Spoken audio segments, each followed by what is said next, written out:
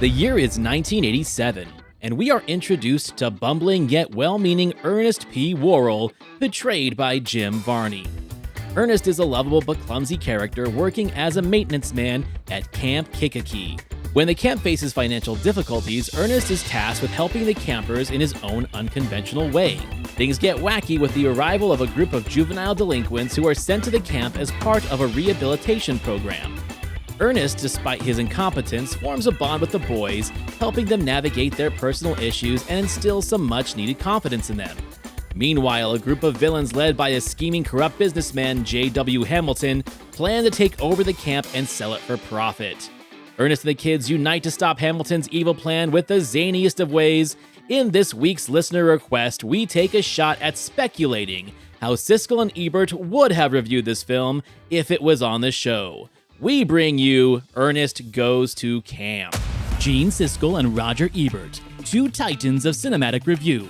Sometimes right, sometimes wrong, but always captivating.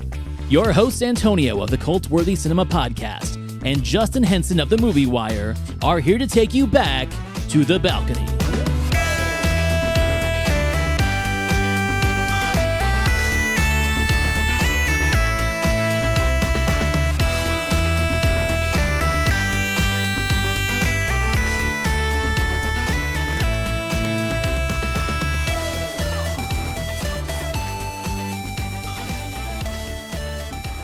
And who are we, Justin, to let our listeners down? They sent us a listener request. We listened. However, we realized that Siskel and Ebert did not review this movie on their show, and I found very little evidence that they actually reviewed it in their columns as well. But I thought it would be an interesting take, because now we have done 60 some odd episodes of this show. We're into season 2. Do we know our critics as well as we think we do? So what we're going to do on this episode is we are going to speculate how Siskel and Ebert would have critiqued this particular movie when it came out in theaters. But before we get to that, of course, we have to have our conversation on how we feel about this film, what this film means to us, and is it a good film? So I'm going to let you take the reins on this one. Ernest Goes to Camp. What are your thoughts? Of course, make the critic start. I get it. So this one, you kind of have to take the hat off. And this one, it's hard to resist Ernest Goes to Camp. It is a special one. And again, coming out in the 80s, this one touched a lot of kids' hearts. The imagination, the goofiness, the cringiness. But as an adult me, I can see where my critic's going to go. But as a kid in me, I cannot resist Ernest Goes to Camp. It's fun. It's goofy. It has a killer soundtrack when it comes to just uniqueness and giving that emotional element. Whether you're a kid or adult, I don't really care. When you hear Ernest sing, gee, I'm glad it's raining, there is not a soul in the room that doesn't feel for that character on screen. So I love this movie. Yeah, I mean, I love this movie too. And like I'd said earlier in the episodes that we had done when we announced we were doing this, it's been a long, long time since I watched it. I've had the DVD for probably 20 years or more, but I think I've only watched it once since then because it is one of those nostalgia goggles movies. This was one of those movies where sleepovers, it was like G.I. Joe the movie and Ernest Goes to Camp. This was just something that was always on in my household. And that's something very special about us kids of the 80s and early 90s is that you couldn't watch TV or go to the video store without having Ernest P. Worrell as an ever-present personality. Like Jim Varney, much like a lot of other character comedians of his day, kind of got stuck in this role. And I mean, I don't think he regretted it in his lifetime because it really made him who he was. He was able to do a bunch of movies, a bunch of TV shows, but it did kind of put him in that path of typecasting. Like, we want to see Ernest, we want to see Ernest, we want to see Ernest. That's one of the things too. Like, if we think about characters from the 80s, for example, Andrew Dice Clay, he had a lot of different characters. The Dice Man just happened to be the one that people like flocked to, and that's the one he rode until it was essentially dead. Gilbert Gottfried, the same thing. That's not his real personality and voice, but it became it because that is what people expected of him. Ernest is the same way, where Jim Varney is a very talented comedian, a very talented actor. He just happened to get stuck in the Ernest role, but it is one of the few characters that gets stuck in a role that I never got tired of because it's just like a part of our culture, right? It's like so American where we could laugh at this hillbilly maintenance man. And that is what I think the heart of this movie is. Because if this movie did not have Ernest as its lead, it would not be nearly as memorable as it is. It wouldn't be memorable because Jim Varney just owns the role. He knows what this character is because I think to him it's a relatable. And over the years it progressively got good, the material got worse, but the character still stayed the progressively good. But Jim Varney is the Jim Carrey of what critics would say going into kind of the 90s. He had that physical humor, he had that goofiness, he had that cringiness that parents just hated going in the 80s and 90s because they just didn't get it. They didn't get what he was trying to do. It's just innocent, goofy humor. And that's where I think separated a lot of our critics. And I'm sure we're going to talk about Ernest Scares Stupid in our critics' take on that. They Yeah. just don't really get what he is trying to do. They don't. The intent is not to entertain the adults. This one is to give the situation to entertain adults, but give the goofiness to entertain kids. You have Go to Jail, Scared Stupid, Christmas, Saves Christmas. Christmas, Yeah. yes. Those are the scenarios that the filmmakers really wanted to tap into the adults to want to take their kids to this movie. But Ernest P. Worrell was the figure to entertain the kids. Situational for adults, but the goofiness for the kids. So this is where he just owns it. And even when we get into the Beverly Hillbillies, he's still the same character because it's familiar. And I think there's a strategy to how they used him to not typecast him, but to really use him to give that familiarity to families. And I think we saw that going into the 90s. And I think it's a shame that we didn't see him step out. I would have been curious to see if he did pull a Jim Carrey, if he got into a lot more dramatic roles, what our critics would actually think. Well, I mean, it takes me back to like the old days of Roseanne, where he had like a 3 or 4 episode stint as an English prince that really showed that he just wasn't earnest. That was something that was really interesting. So, yeah, I agree with you on that. And I have a question for you about movies like this. Like, I feel that the 80s captured this formula so well of this blend of kids' humor, some crudeness, some goofiness, but family films, I feel really hit their peak in the 80s, where studios were smart enough to try and make a film that would appeal to all audiences.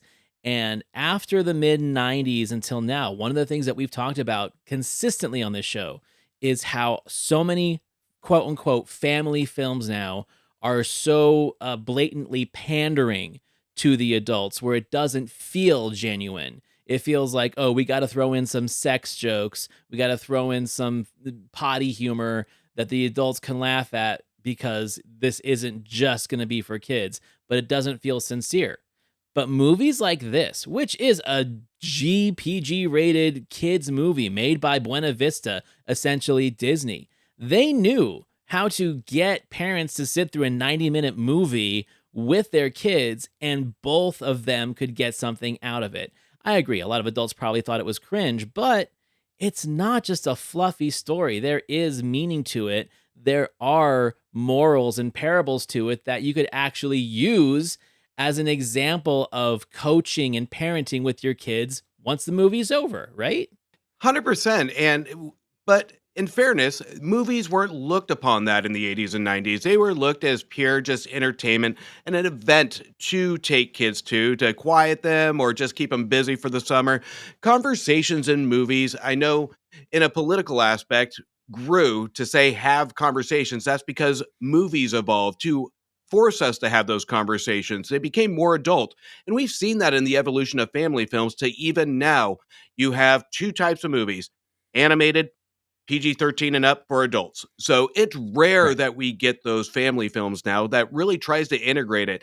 And even when I critique an animated film now, as you know, it's really critical of me to really get annoyed of those fart jokes, those adult generational humor and really not integrate that for something for everyone. And we saw that prominent this year where studios really did try and integrate it, and it was an impressive animated year.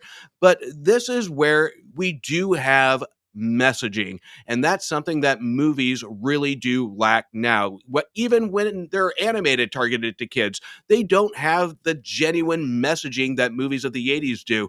And it's sad for me to say, even though I love it, is Ernest has some solid messaging to it, even though the execution of it can be a little toilet humor. It could be a little fast paced, but the messaging is genuine and it really does tap into that emotional element of sadness, being forgotten, being the loner. So this taps into not only what adults feel, but what kids feel. So this one, out of all the Ernest movies, really does have the heavy handed messaging that really does try and tap into an audience on an emotional level. I agree with that because the other films are pretty much all slapstick and playful comedy action, and in the case of Ernest Scared Stupid, some real scary, disturbing moments and creature effects that I think make that a very unique moment for the time it came out, where it's like, oh, this is a kids' film, but it's going to scare the shit out of you. That's a whole different conversation.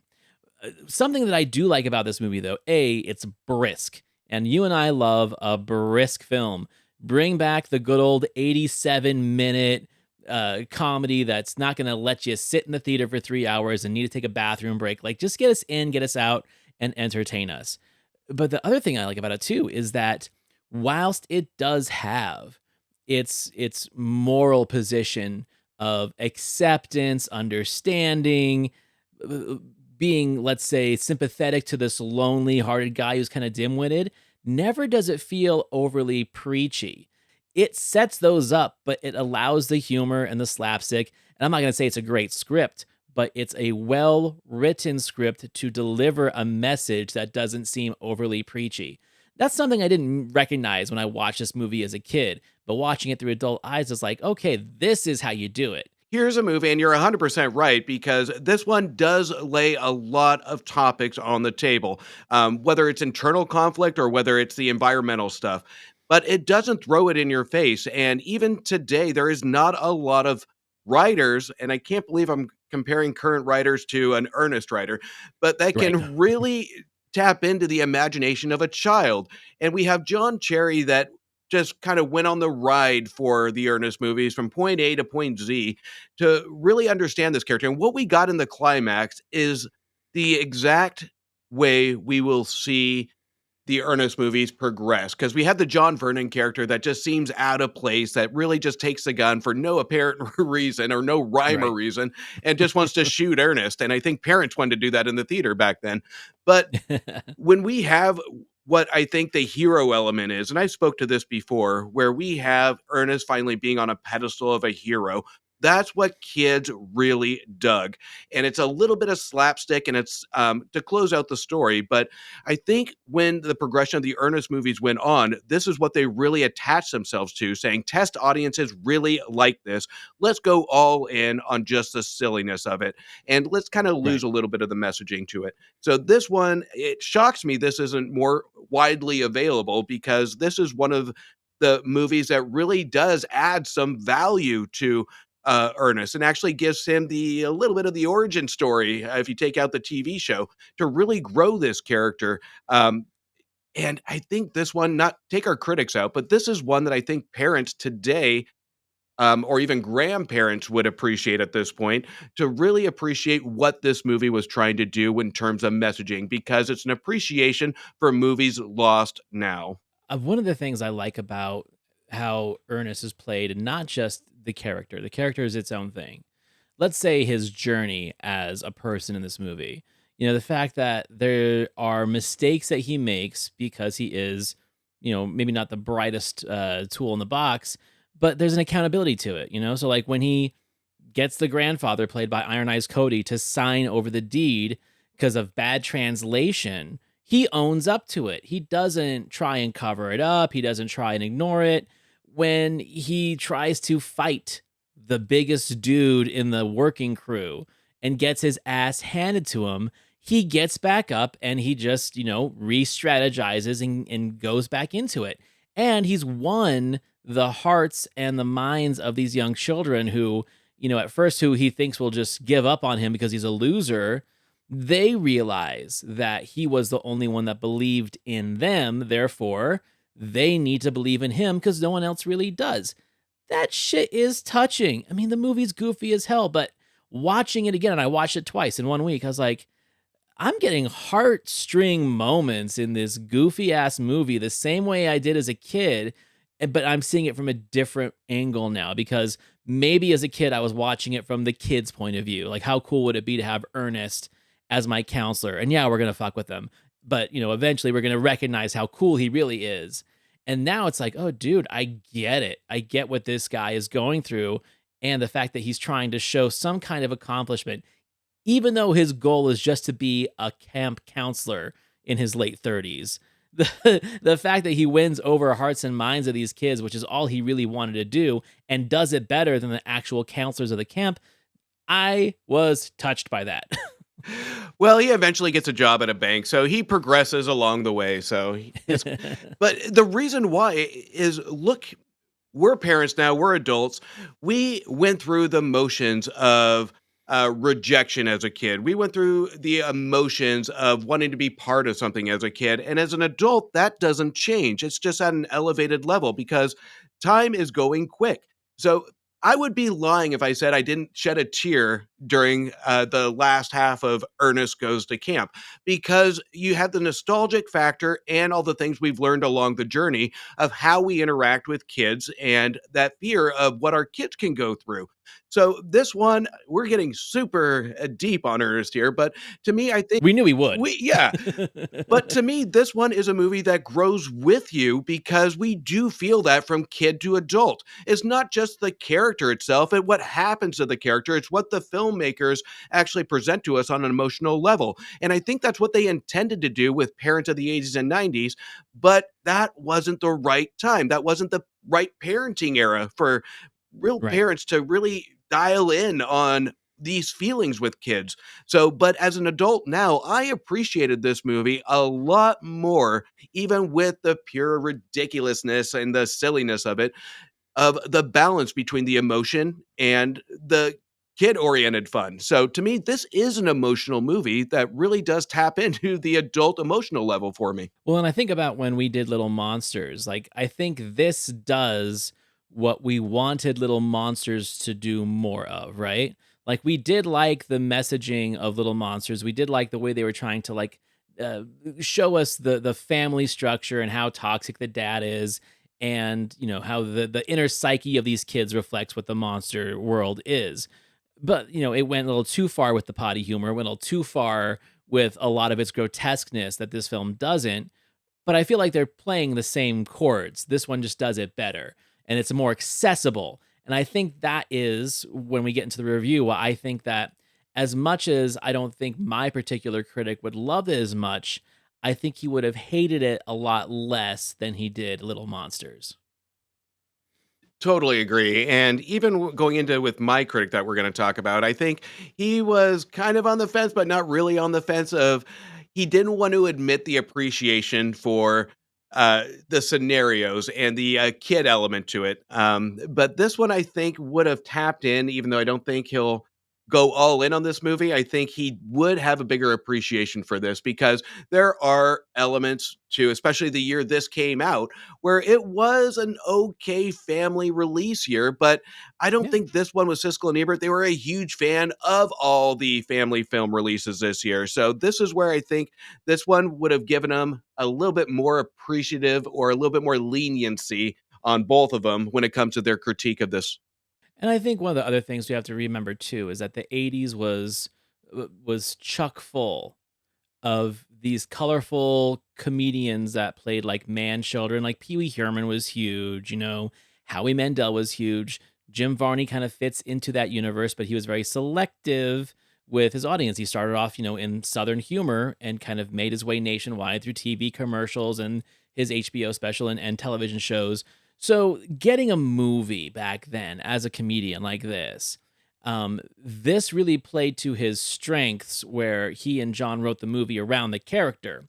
it wasn't a studio or a group of suits trying to force a movie onto a persona or a character, which we saw plenty of those and we saw plenty of them fail. So I do have to give Buena Vista and Disney some credibility here, where they let the original creative force behind the TV show and behind all the commercials be in charge of the production of the movie. Like, I think that really means a lot because they at least knew how to capture and channel the energy of this character and this performance and not just be like a blatant marketing tool. I kind of think that that's what makes this movie a little bit more special too, is that it's not an obvious sell.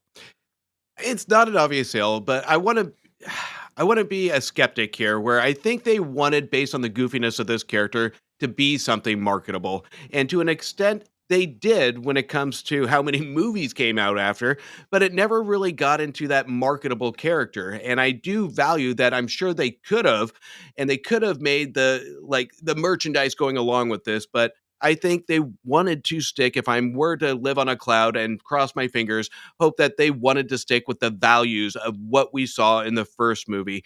And that's what really resonates going into Ernest Goes to Camp, is that we can see the values shine through. They could have covered any topics that they wanted. They could have made it originally just based on the TV show, just a weird slapstick and gone from there. But they do, like you said, add the environmental aspect, the need to be wanted, the befriending kids and seeing them step out of their shell. So, you and I grew up with this movie. We have a lot of memories of it. What are some of the things that like you think of when this movie is mentioned or when we're in conversation, quotables or moments or scenes?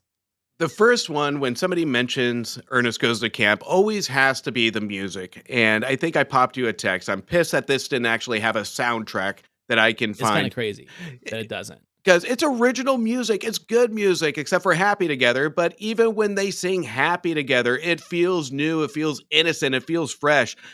But my favorite scene will always be "Gee, I'm Glad It's Raining," because that is the pivotal moment. That is the arc for this character, for everything to come crashing down, where he realizes that his goofiness, his mistakes, his immaturity has caused people pain. And then we get into the crescendo where he tries to fix it. So to me, it's anything after, and I'm not saying anything before is bad, but anything after that really does resonate with me. It sticks with me because you mentioned it. He tries to fix it. And that song is not only a very basic song, but it is a sweet song. It's an emotional song. And anything that happens after that is one that would just make me stand up if I was an adult in a theater and cheer. Well, it's heartfelt too, and that's where it's like a surprise because, Jim Varney is a comedian, he's a comedic actor, this is a character, yet the emotions and the drama in that performance, which he recorded that song in one take, which that's crazy to me because it is so like pitch perfect and emotionally driven. It's not just a song to sing. There is legit feeling behind it. I sent a snapshot of this movie to a childhood friend that we used to watch this movie during sleepovers. And the first thing he said is like, dude, at 43, the Gee, I'm Glad It's Raining song hits so much harder. I'm like, I know, right? Like, us kids that grew up with this, we get it now. For me, man, like, I will never not think of Eggs Erroneous anytime I see the word eggs written out or hear it in conversation. Ordering breakfast at Denny's, I'm like, eggs erroneous. It just is instilled in my brain. And of course, those two guys are hilarious. Like, I love the camp cooks. I love this is a camp movie. I think the camp movie genre is highly underappreciated because there's some real stinkers out there. But dude, the good ones are especially good. And this is, to me, in the especially good category when it comes to camp movies. I'm not talking about critically, which we'll get to in a second. So, our assignment to ourselves was let's speculate how Siskel and Ebert would have rated this movie.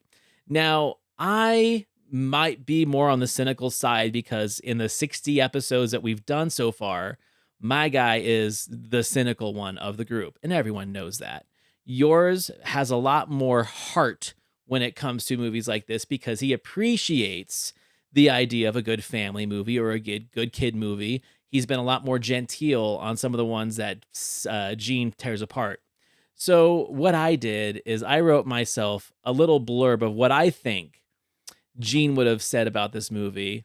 I'm going to try and do it in my best Gene Siskel patois. Ernest Goes to Camp is a predictable exercise in childish slapstick and gross out humor. In what seems like a throwback to old East Side Kids films of the 1940s, we have troubled kids from the wrong side of the tracks coming at odds with the straight laced kids from privileged families. Tethered in conflict with our dumb but friendly handyman, here to save the day. Now, cuteness notwithstanding, there's very little substance in this film, which seems to rely heavily on the improvised sketches delivered by Jim Varney, which at times feels like he's in his own movie, while another one is playing simultaneously. We've all seen the wrong side of the track films played out before, but the kids in this film are just so stereotypical of urban toughs that we really don't care about their gradual transformation into well behaved and structured campers. Ernest Goes to Camp has some cheap laughs that will entertain some kids, but for the most part, it's just an empty vessel of a film used as an excuse to exploit Varney's tiresome character.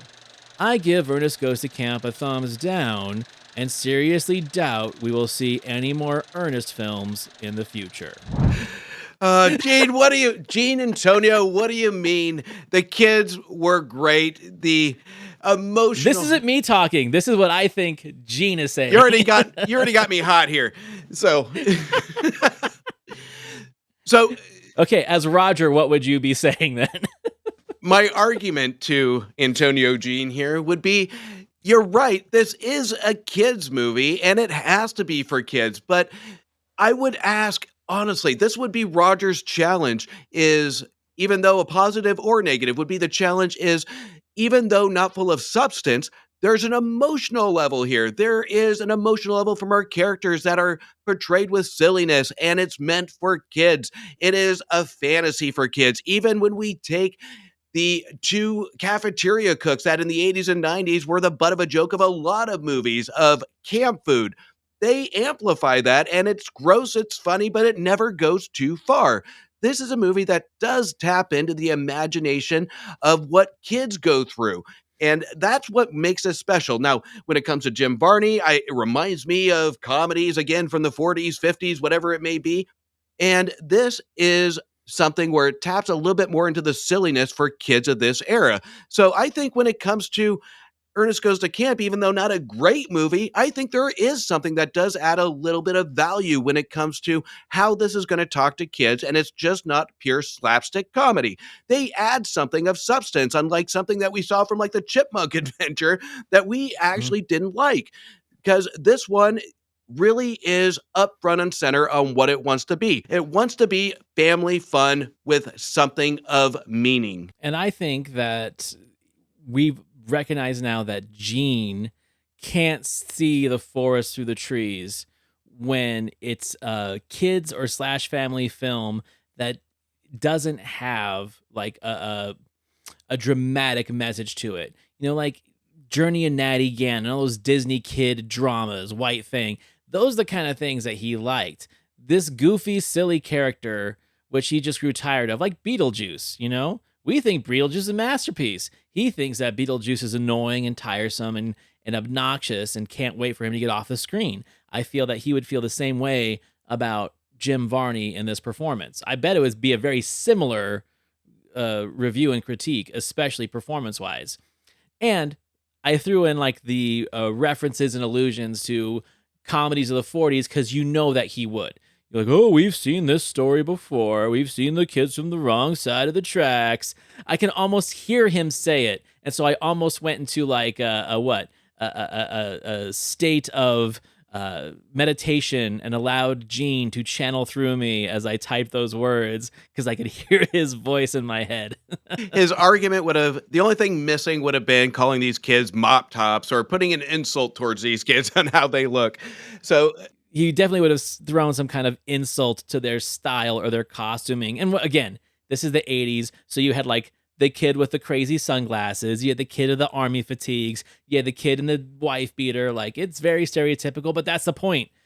It is East Side Kids. It is Little Rascals, right? These kids have to have a particular style so they are recognizable and have their own particular character and flair. They're not just kids. Well, and not only that, but Gene always goes for that target of insulting not only the kids, but anything silly. This must have been the most boring kid alive because even if we take Jim Carrey, he even goes on when reviewing even the Ace Ventura films. He goes on just insulting the physical comedy. Gene wasn't a physical comedy kind of guy. He didn't like the facial expressions. He didn't like the goofiness. He would go straight to the insult of even trying to do his best Jim Carrey impression. Anything with facial expressions when it comes to comedy, he really just kind of goes, ew, not my cup of tea. But in versus to Roger, Roger is really nostalgic and heartfelt when it comes to things that he can relate to, things that he has felt. And we've seen that in some surprising reviews that we'll probably talk about eventually with Home Alone 3, Cop and a Half, and all that. And that's what I appreciate about it. It doesn't always have to be structured, it doesn't always have to be fresh. It has to give feeling. And if a movie can make you, we said it before, movie can make you feel something by the end of it. It doesn't have to be a good movie, but that makes it, well, doesn't have to be a great movie, but it'll make it a good movie for you at least. And I think that's where Roger has that sympathetic eye to a film is walking out and saying, it made me feel good. It made me Mhm. reminisce. It made me feel young again. And walking out of Ernest Goes to Camper after a viewing, it's hard, even no matter what era you're in, it's hard not to feel young again. Agreed, 100%. So I obviously think that Gene would have given this a thumbs down. Do you think that Roger would have given it a reluctant thumbs up, or would he have given it a thumbs down with the addendum that it actually is a pretty fun, harmless movie for kids, but critically, I just can't get behind it? What do you think? I think this one would have been kind of a 2-star for Roger. I think what would have really ruined it for him is the last act. I think it moved too quick. I think even though It there was goes really goofy it in the last goes act. it really does, and I think that would have it's to end a movie, that's all it is. How do we end a movie this silly, full of messaging, and not make it over 90 minutes? And it just kind of rushes itself, and I think that's where this would have separated it for Roger to be a 3-star versus a 2-star, because when I think back of just things that I would pick apart in this movie, it would my mind always goes to the climax. And I think even though as a kid I cheered this movie towards the end, but as an adult I'm like, I really wish they would have done something more instead of just having a guy whip out a gun and say, I'm going to shoot the damn guy. So there is more. It almost ruins a little bit of the substance that we have at the emotional level when the solution is let's pull out a gun and just shoot him and forget any kind of law I'm going to break at this point. Although I do appreciate that there's something almost David Lynchian, you should say, rest in peace, about that goddamn golf cart that just zips across the screen at random moments throughout the film, and even after it's been burnt to a crisp, still just runs across the screen in the background. It is indestructible. It is metaphysical. I feel like there is something deeper to the golf cart. There's a meaning to it that I quite haven't unlocked, but I like it. It keeps going. That's the message. Just like Ernest, he keeps going. Just keeps on going. Yeah. No, this was a lot of fun. And like I think it is fun to sometimes speculate what these guys would say because there are lots of movies that we have had on our list that we could not do because they did not have a critique of them. And there were some episodes that we recorded where they didn't have a full critique on the movie itself, but instead enveloped it into a larger conversation, like the Women in Danger movies and the Richard Pryor, Eddie Murphy movies. Like we've done those. This is something completely new to us where we are actually speculating what they would think. And I think that's fun. We should throw one of these into the mix every once in a while. I think it's a good testament to kind of see where we're at too, because this is one that when I watch a movie now, I would always kind of reminisce if they didn't review it of what they would think. And I think this is a very special, nostalgic show that we're doing is because running through movies in my head in just the last like decade of what our critics would have said about this movie. And I think this is a good seedling to movies that we're going to visit that may not have a review that's really going to open up that conversation and even some conversational piece on YouTube and social media of what our thoughts versus then and now and what our critics would have said. So I think it's a great conversation piece. And I think this episode I am in love with at this point. I'm in love with the idea. Yeah, for sure, because it allows us to speak about a movie that we already like nostalgically. How do we feel about it critically? And how do we feel about it through the eyes of the people that we are learning more about each and every time we record one of these episodes? So, yeah, I agree. Okay, so like next week, it is kind of a listener request, more of a suggestion. We're not necessarily covering a film next week. We are covering one of their episodes that was, like I just said, an enveloped episode. They did an episode dedicated to the career and films of Bill Murray up to a certain point. Just like they did with the Richard Pryor films and the Eddie Murphy films, this time we're going to tackle the Bill Murray one. And what sparked this conversation was their take on Scrooged and our take on Scrooged during the holidays. Where I was like, wow, this movie doesn't play the same when I'm looking at it as an actual film. I love Bill Murray and I love Bill Murray in the movie, but if I take that step back and look at it as a film itself, do I feel the same way? And we kind of discussed that a lot of Bill Murray movies that we love are exactly that. Like, you really have to enjoy what Bill Murray does, especially in the 80s and early 90s, to like the movie. And if you don't like it, then you're not going to like the movie. And it might taint you on Bill Murray performances in the future that were completely different.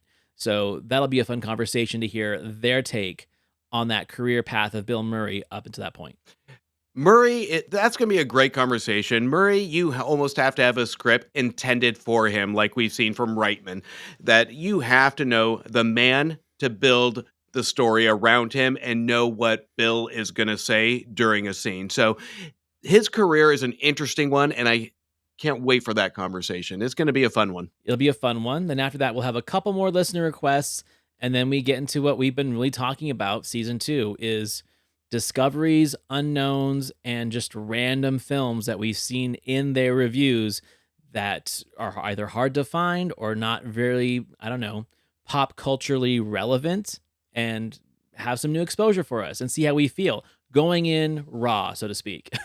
Some of the picks are kind of getting ridiculous, but I'm absolutely enjoying the journey of finding these movies because I think this is going to open up a big conversation piece and have people revisit some of these movies that, again, people don't know about. I mean, so I've already started adding to the list. I'm sure you've seen, but I'm also going to say I want to tackle a lot more foreign films. We haven't really done a lot of foreign films on this list, and they were very, very supportive of European and Asian cinema. And there's a lot of movies on that list that I haven't even seen. So I think I'm going to dig into that well as well. That one is going to be a unique one. So I think you're 100% right because we saw, especially in the 90s, where they got tiresome of some of the big Hollywood blockbusters, that they did dive and give a lot of features to the international. And I think that one, I'm going to go down the rabbit hole on that one now that you mention it, because I think that's a great idea. So everyone, thank you for watching, listening. Go back and revisit Ernest Goes to Camp. And if you haven't seen it before, give it a watch. It's literally like 80 minutes. It's so fast. It just flies by. You'll be in and out before you know it. Please like, review, rate, subscribe, give us 5 stars. You can find me and all of my content, the Cultworthy Cinema Podcast, at thecultworthy.com. And you can find my friend Justin Henson over at themoviewire.com. Once again, thank you for watching, listening, and we'll see you next week. See you next week.